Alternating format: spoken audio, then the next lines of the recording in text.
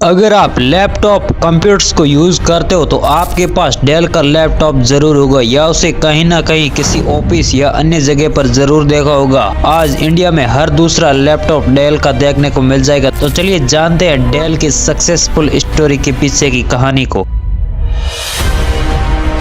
Dell company के founder का नाम माइकल डेल है। इनका जन्म 1965 में ह्यूस्टन में यहूदी परिवार में हुआ था। ये बचपन से ही काफी टैलेंटेड थे। इन्होंने बचपन से ही सेविंग शुरू कर दी थी। 12 साल की उम्र में इनके पास $2000 थे, वो भी 1977 में, तब जब भी $2000 की वैल्यू बहुत ज्यादा मायने रखती थी। माइकल ने अपनी शुरुआती पढ़ाई हेवर्ड एलिमेंट स्कूल से की थी और ये शुरुआत से ही अपनी माँ से इन्वेस्टमेंट और बिजनेस के गुण सीखते रहे हैं। जिसके बाद करीब 10 साल की उम्र से ही उन्होंने अपनी पॉकेट मनी को इन्वेस्टमेंट करना शुरू कर दिया। यहाँ तक कि इन्होंने इन्वेस्टमेंट का एक ऐसा भूतस्वार था कि इन्होंने पैसे कमाने के लिए डाक टिकट बेचने शुरू कर दिए। अपने सिर्फ 12 साल की उम्र तक इन्होंने $2000 रुपए इकट्ठे कर लिए थे। और हाँ दोस्तों, 1977 से 78 की बात कर रहा हूँ, क्योंकि उस समय $2000 की वैल्यू आज के 20 लाख के बराबर होती है। धीरे धीरे इनके पैसे बढ़ते गए और इन्होंने अब शेयर मेटल इन्वेस्टमेंट करना शुरू कर दिया था, जिससे उन्हें पूरे साल में $18,000 का प्रॉफिट हुआ था। क्योंकि उनके हिस्ट्री और इकोनॉमिक्स की टीचर से भी इनकम ज्यादा थी। इतनी छोटी उम्र से ही वे एक अच्छे इन्वेस्टमेंटर थे। वे धीरे धीरे कंप्यूटर का चलन भी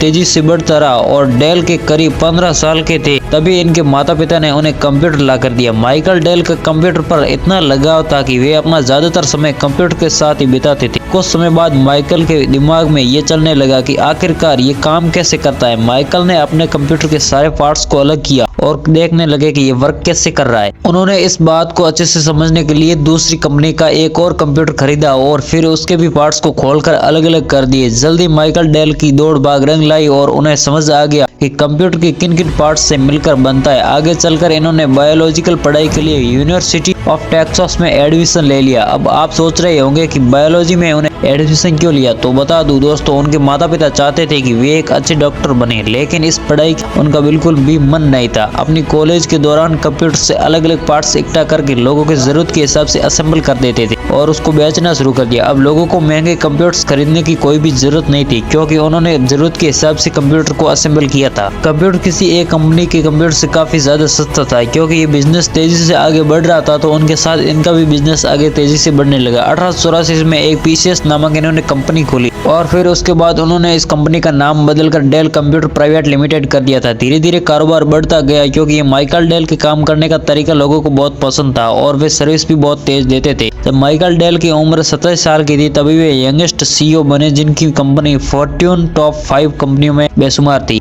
बस इसके बाद डेल ने कभी पीछे मुड़कर नहीं देखा और आज दुनिया के हर हिस्से में डेल मौजूद है। दोस्तों, ये थी सक्सेसफुल कंपनी की एक स्ट्रगल स्टोरी।